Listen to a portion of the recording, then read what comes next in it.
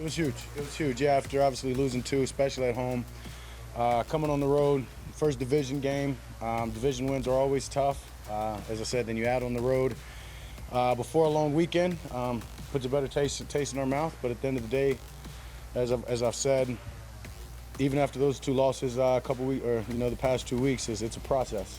So we're not going to get complacent. We're not going to get overexcited about what we've done tonight. It's about building, and it's about figuring out what we can do better in all phases. But it's a lot easier to do that with the win. The Dallas Cowboys officially avoid being dead last in the NFC East, and they avoid having one of their worst starts since 2001.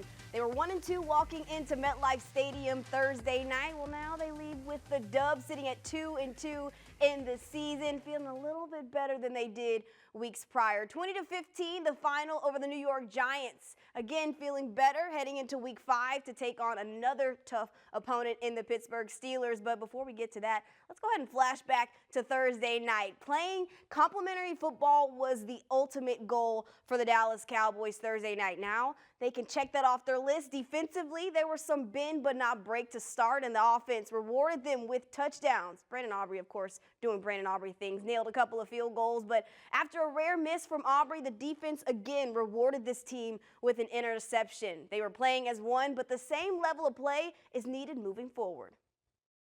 Yeah, it's huge. I mean, complimentary football is not only, just rewarding the guys, but it's being able to pick it up when the guys aren't doing well. And, that's what, look at these those last couple of weeks, that's what I'm disappointed myself in the offense, is not really picking those guys up and understanding, that they had some tough games. But we've got to be there to score touchdowns, keep the game tight, tell them 1 or 2 stops, and this game is different. So getting in the game tonight, it's about, rewarding the guys and doing whatever it takes. They get a big stop right there on 4th down. We've got to go score. We've got to go score, take it out of Aubrey's hands. I mean, he's made tons of field goals from a long way away, and continues to deliver. That obviously that was a fluke, and just when you look at what he's done, that we can't ask him to save us on every play, every possession. We've got to go get touchdowns. We can go make that a 9-point game right there, and just finish it off, and not even allow the defense to be having to play Hail Mary situational ball. I just think really as a whole, just the whole team. I mean, that's really the first 4-quarter game we've played. I mean, it was a complimentary football game. I wish we'd have been able to drive the ball more offensively. I just felt like we left our defense out there a bit much. That long swing right before the half, and then they came right back here in that first drive in the 3rd quarter. So I thought that was very challenging for our defense and for them to continue to fight. But I think the biggest thing was we were able to, frankly, I feel like it's the first game I called, for 4 quarters. The defense made stops when they needed to. Dak Prescott was able to pick apart the Giants' defense. Seemed like everything was falling into place just enough to get that win Thursday night over the Giants. But certainly things fell into place for CeeDee Lamb and Rico Dowdle having a first type of night on Thursday. Is Dak Prescott and CeeDee Lamb back in sync? Is Rico Dowdle the guy of this running back room? We're talking about it up next here on Cowboys Flashback. Dallas Cowboys Flashback, powered by Reliant, is brought to you by AT&T, official sponsor of the Dallas Cowboys, and by Reliant, official energy provider of the Dallas Cowboys.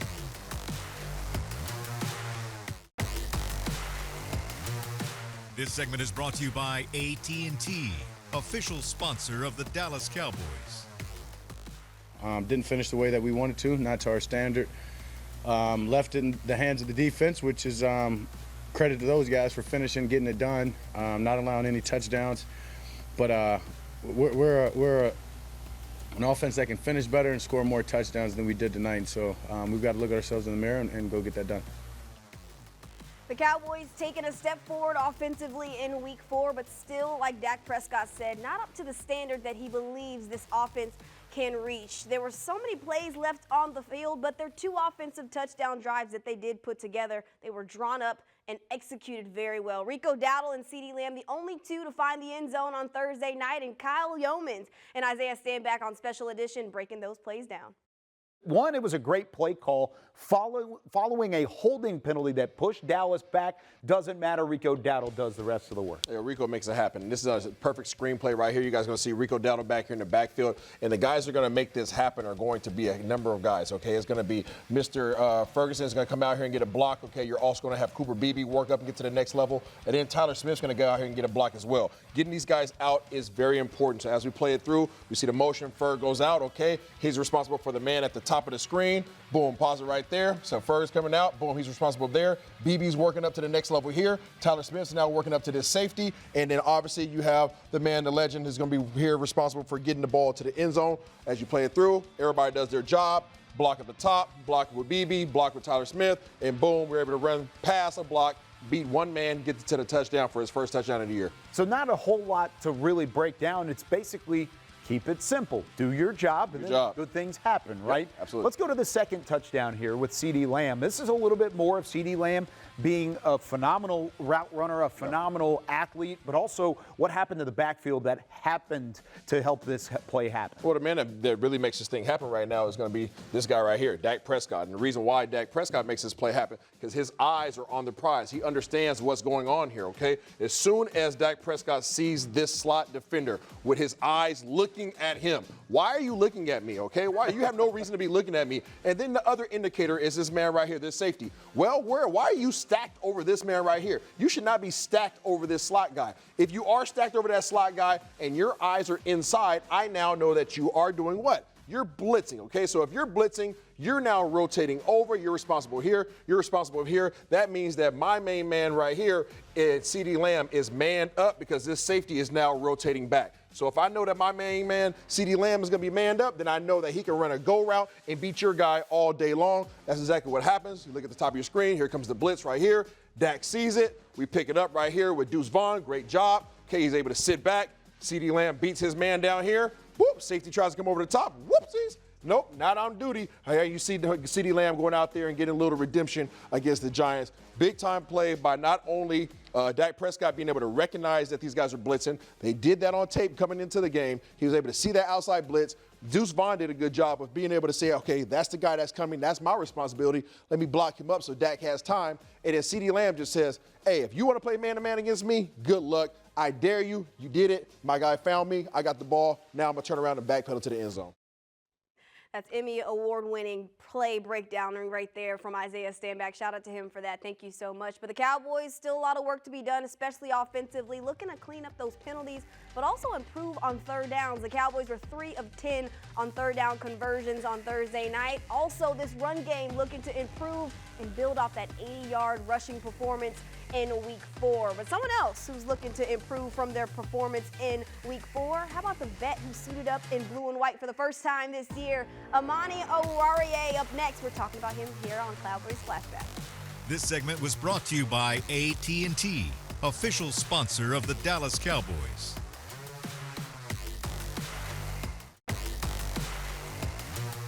This segment is brought to you by Ashley, the official furniture store of the Dallas Cowboys. They say you should always stay ready so you don't have to get ready. At least that was what my dad used to tell me growing up playing competitive tennis. But I believe that was the case for Amani Oruwariye, who was called up from the practice squad Thursday, and he delivered with a game-sealing interception and played extremely well for the Dallas Cowboys. And what a complete 180 for the veteran who spent last season with the Giants. He was a frequent target for the Giants passing game, allowing 4 receptions on 7 targets. But when it mattered most, he stepped up to the challenge. He didn't expect his Cowboys debut to come so soon, but he was prepared for the moment. I just stay prepared. I know that's how the league is. There's ebbs and flows. So I was, I felt like at a point I was down, but just kept the faith, stay ready, and when my number was called, just try to make a play. Hey, ask him. I'm telling you. Pick me up first day. So when it's Thursday night football, the teams don't have to turn in the practice squad elevations until that day. Right. So when did you know for sure that you were going to be part of it? This morning, they let me know it was a possibility on Wednesday, but they let me know this morning that it was a go. So I just try to get my mind right and get ready for the game. Did you feel like right off the bat they were throwing at you, like just to start the third quarter? Oh, I knew I was going to get targeted. I mean, if they had Diggs on the other side, I knew I was going to get my fair share of work. Like I said, I was trying to just get myself mentally ready and kind of knock off the rush, and then which I felt like I did, and then get in my groove. Comfortable there. For sure, Game no doubt. When that ball was up in the air, you knew that was yours? It was no doubt in my mind I was going to get that. Can I ask another question? Can you pronounce your name for us? My last name? Yeah. Oru Warrior. Okay. All right. Oru Warrior, Nigerian. Sure. Doing against the Giants, who you were a little bit last year, did that mean anything special to you? For sure. I mean, it is business, but at the same time, it gave me a little extra motivation for sure. Things you can close the game out. You want to hold the shirt. He closes games out. That was my mindset, man. I was getting in my Mamba mode. I got it tatted on me too. It's just trying to beat my best self every day, and that's what I tried to do today. What did they tell you? Was it at halftime? They say, "Hey, you ready? You're going in to start third quarter." Yeah, right before we left, it was like, "You're up," so just gotta get ready and go. And what's that feeling like? Is it butterflies, nerves, or like, all right, let's go? Yeah, a little butterflies, but that's a good thing. It just means you're locked in, you're in the moment, and like I said, I just was trying to make sure I get my mental right and everything ready to go for that second half. So The picks aren't new to you. Was it 6 that you had in Detroit? Yep. So can you talk about, because there's always like risk reward when the ball's in the air, so how do you know when it's time to make a play on the ball or maybe a safe play? In my mind, if the ball's in the air, it's 100-0 me, not a 50-50 ball. I'm trying to go get it. I've been doing it since college. I feel confident in my ball skills, so once I saw they threw the ball up in the air, I just saw it as an opportunity to make a play. So this is a great, welcome to Cowboys Nation. So you prepared for being stopped? Oh yeah, no doubt. I'm ready. Yeah, I'm ready to go. I'm ready for it all. So you picked off Dak in the first practice? Yeah, I did. I like challenging myself against quarterbacks like Dak. I played against him when I was in Detroit, and he's getting me better. I'm trying to get him better too. So. Just how about this win overall for this team? Short week, a lot of guys injured, kind of a gritty, gutsy game. Just what can a win like that kind of do to boost the team's confidence? Oh, it's great. It's a division opponent. We knew it was a must-win. Regardless of how the other games went, we knew we needed to go out here and win today and roll into the next week with some momentum. So I felt like we did that. The Cowboys defense showing up and showing out, specifically this run defense, though, making a huge jump from week 3 to week 4. Mozzie Smith, the leader on the defensive line, and showing he's back to his true form. I don't know, is he? Let's hope so. Going to need him specifically heading into the Pittsburgh Steelers matchup. But how about DeMarvion Overshown as well, showing why his presence was missed in 2023. That's up next here on Cowboys Flashback. This segment was brought to you by Ashley, the official furniture store of the Dallas Cowboys.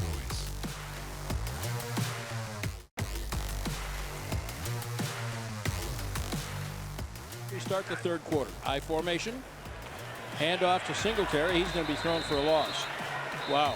Mozzie Smith at the point of attack drove him back. And now that right there is what the Dallas Cowboys have been waiting to see from Mozzie Smith since he arrived as a first-round pick in 2023. The box score says 3 tackles, a tackle for loss, 3 run stuffs on 26 snaps. But, I mean, honestly, that box score does not tell the full story. Mozzie Smith was splitting double teams, pushing back Giant center John Michael Schmitz Jr. on several plays, and held up blockers for the linebackers to fill their running lanes and made plays. The Cowboys' run defense holding the Giants to a season-low 26 yards. Yeah, you heard that right. And a rushing average of 1.1 yards. Started with the second-year DT Mozzie Smith, giving us flashes of his Michigan days. Just got to get out there, play as one, play as a defensive unit, cohesive defensive unit. And we got out there and we did that.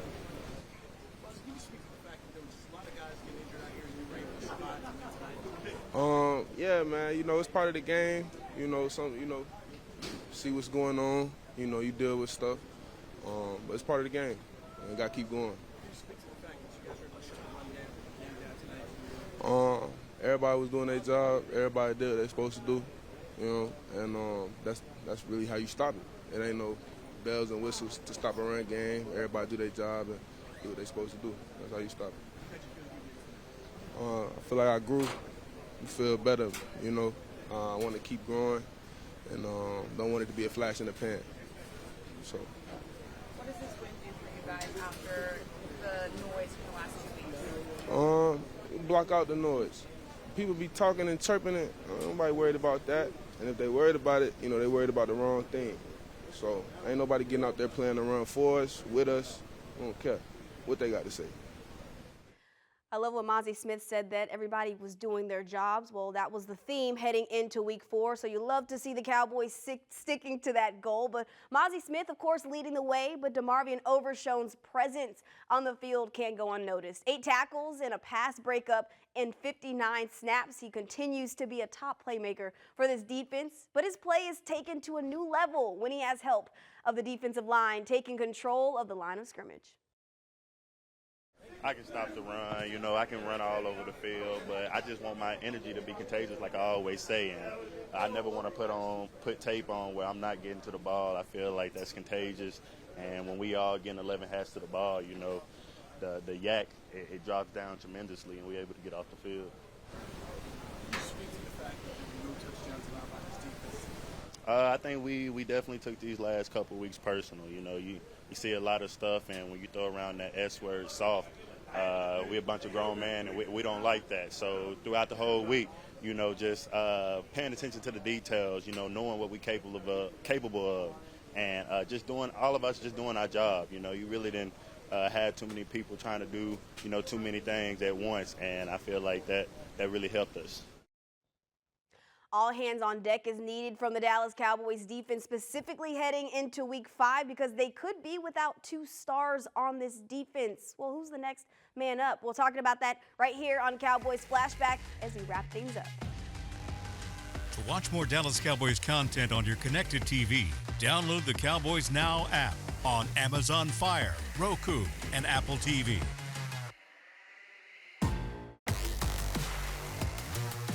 Dallas Cowboys Flashback, powered by Reliant, was brought to you by AT&T, official sponsor of the Dallas Cowboys, and by Reliant, an NRG company. The Cowboys continue to own the New York Giants, and specifically Dak Prescott continues to own that team as well. 13-0 since 2017, and both sides of the ball able to play well enough to get the job done. 20-15, the final in MetLife Stadium. And leading up to that game, there was so much frustrations between this team, specifically from Jordan Lewis being very vocal about being detailed, being more focal, and being focused on the job at hand. Well, he's obviously much happier with that win on Thursday night. Yeah, it's going to be different things that we got to, clean up. It's still the first quarter of the season, and we getting used to how he likes to call a game. So at the end of the day, it's still football. We know that, people want to run the ball, so we just got to get those things cleaned up and, see how we did. I mean, because we left a lot of things out there. We could have definitely got some more turnovers. Well, yeah, some more turnovers, and we didn't. So. He's a playmaker. I mean, he's gonna get the ball, man. He's really good. Kind of remind me of Jamar Chase a little bit. So I mean, him be coming in as a rookie doing what he's doing is amazing. And they have a really good scheme for him, and he's doing a really good job. He's a really good receiver, so he's gonna be a problem for a long time. Jordan, can you speak to just the survival of the defensive backfield tonight here?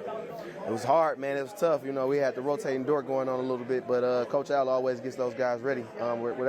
Whoever's out there, he always, has that technique for us and gets us honed in on, what people want to do and, how they want to attack us. So, I mean, regardless of who's out there, it's always the standard in that defensive backfield. What went through your mind when Michael was getting carted off? You were able to see that? I hope he walk off. I hope it's a cramp, honestly. So, I mean, hope he's doing well. Hope it's, minor. We got a little mini bye, so hopefully he can get things treated up and ready to roll for next week. So I'm just praying he's doing all right. Have you seen him? No, I haven't. I just seen him walk off the field. How significant is victory like this for you guys? Everyone is significant. It's a division win against I think one of the good teams. They're a really good team. I think they do a lot of good things on offense. So I mean, it was a good challenge, and I feel like it was a good win. Talk about the pride in the overall with the run defense. I believe it ended up being 1 yards per rush. Yeah, you see how we can hold people to contain people when we stop the run. So that has to be, you know, every week emphasis, just stopping the run, you know, making sure that we stay in our gaps and we stay disciplined on the front end. And, you know, we can make plays after that. You know, we got to earn the right to rush. And, you know, I think that's sticking in a little bit. And the Cowboys do have another big test in Week 5 against the #1 team in the AFC North, the Pittsburgh Steelers, who lost to the Colts in Week 4. But trust me, this is a tough team to match up with for the Dallas Cowboys. And they'll have to do it possibly without Micah Parsons and DeMarcus Lawrence. Micah Parsons suffered a high ankle sprain in Week 4 against the Giants, and DeMarcus Lawrence suffering a mid-foot injury as well. So who's the next man up? Well, hopefully Marshawn Nealon, maybe a little Chauncey Goldstein as well, can possibly get the job done for the Cowboys in Week 5. We'll find out.